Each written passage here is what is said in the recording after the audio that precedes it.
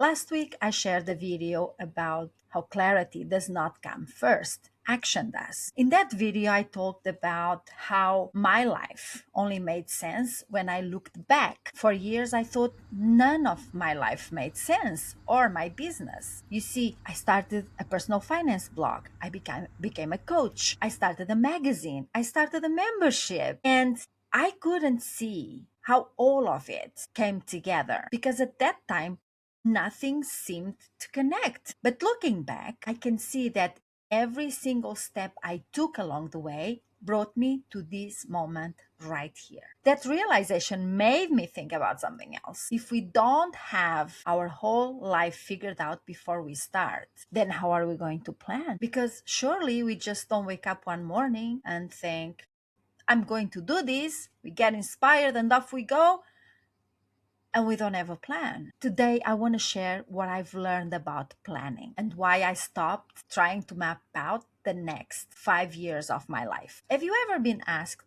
where do you see yourself in 5 years? I hate that question. Always have. Because, not because I didn't have dreams, but because life kept changing and I changed and my priorities changed. And to be honest, my dreams didn't feel good enough. Because as life keeps changing, doors close, new opportunities happen. I think that when we have some type of goal, for example, when I changed countries, I couldn't see that I would have a magazine, not by a long run. When I started writing about budgeting, I didn't know that I would have a magazine, that I would write for magazines, that I would write a book, that I would write a chapter in a book. That's really exciting, and I'll tell you more when I can. When I joined networking groups, I didn't know I would have my own community because none of these things were part of some grand plan. These things happened because I kept taking the next step and then the next step. Trying to predict the next 5 years started to feel impossible. It's like I didn't have goals, that I was always failing because I wasn't achieving anything. And meanwhile, it was only because kept happening, life kept being in the way, or I lost interest in many things and I changed my goals and I felt that I didn't know what I was doing, that I was just failing personally and professionally because I didn't feel that I had that drive that everybody that plans for 5 years and 10 years have. It was just stressing me out. But now I plan differently. Instead of trying to figure out the next 5 years,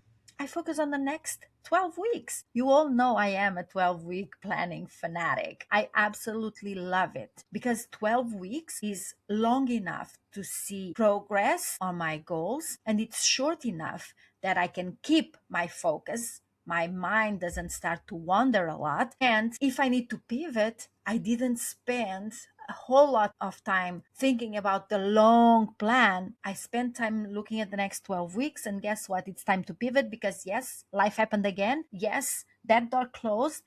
Yes, we need to think about something else or change it altogether, which is fine. And you can start doing it the next 12 weeks or whenever you see that you need to pivot. You're not going against the trying to get to a goal that no longer makes sense to you. To me, 12 weeks gives me the direction without making me feel trapped. It allows me to adjust, to learn, to change my mind, to say yes to unexpected things, yes to unexpected opportunities. And I think that's one of the biggest gifts we can give ourselves in this stage of life. I truly, truly believe that because that to me is permission to evolve. Every 12 weeks, I ask myself 3 questions. First question, where am I now? Where am I? In life or business or whatever I'm trying to plan for. Then I ask myself, what matters most over the next 3 months? What to me is important that there's movement in what area? And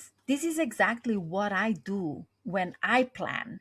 I sit down with a notebook or my planner, usually my planner, because it's a yearly planner, but divided in quarters, and it has the questions. It has a place for me to reflect. It has a place for me to write what I really want in those 12 weeks. And at any time, any week, I can go in here and see Have I achieved what I thought I would achieve by now? Do I need to pivot? Because I don't need to keep wasting time on something that I'm pretty sure I don't want to keep doing or follow up or whatever it is. And it's important that you create that rhythm for yourself, that you know, because there's, again, create a 5-year plan, and like in 6 months you clearly see that that's not going to happen because you don't want to do it, but you feel like you spent time planning it and you have invested 6 months already in it. Are you just going to give up? So 12 weeks, it's really easy, and you can pivot anytime without feeling that you're too invested, that it was a waste of time, because for the most part you've learned a lot already, and so you can afford to just let it go if it's not making you happy, if you can see that it's not what you want to do, if you can feel it. Hope that helps. And last question: if I could only make progress in 1 or 2 areas of my life, what would they be? And then I break these priorities down into smaller actions, not hundreds of tasks, just the next couple of steps. That's it. Because the thing is, I don't need to know everything I'll be doing in October. It's July. I still have August and September to go through. It's okay. I don't have to worry about that right now. I just need to keep focused on what I'm doing to achieve what I have to achieve in these 12 weeks. Now, with planning, one of the biggest mistakes that I used to make was wanting to have the perfect plan and the perfect planner. I would plan every minute of the day, especially in my business. I'd spend hours thinking, researching, watching videos, getting the new planner, trying to make sure I wasn't making the wrong decision. But here's the thing: planning is actually not getting you anywhere. It's not taking action. It's not the same as making progress, because progress comes from action. So every time you take a step, you learn something you couldn't have known before then. That's just how life is. That's just how everything happens in life. And that's why I keep saying that clarity does not come before action. You see, you discover what works, what doesn't, what excites you, what drains you, what you absolutely do not want to do. And that information helps you make better decisions for the next few weeks moving forward. Because yes, I'll say it again, action creates clarity. Planning simply gives action a direction. It's not action, not at all. So instead of asking yourself, where do I want to be in the next 5 years? Try asking, who do I want to become over the next 12 weeks? Maybe you want to become someone who exercises more consistently. Maybe you want to become someone who finally launches her business. Maybe you want to become someone who's finally ready to write that book. Maybe you want to become someone who finally gets her finances in order. Or you might want to become someone who finally